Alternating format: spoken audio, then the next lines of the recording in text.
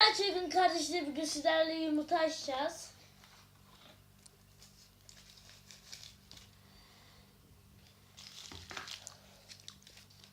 Çok parçalı ürün olduğu için babamıza veriyoruz.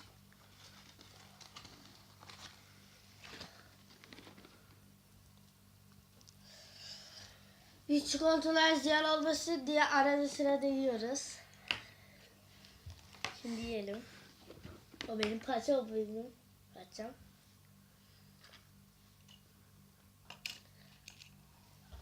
Seninki geldim. Yapıldı. Adı fayton.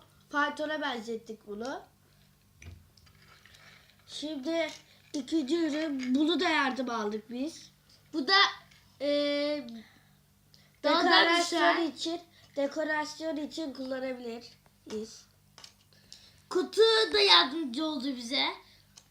Biraz zorlandık bunu yapmak için. Evet, çok zordu. Fatih'in ürünü koyalım böyle.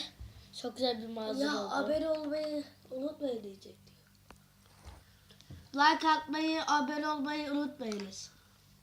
Hiç kırarak abone olun.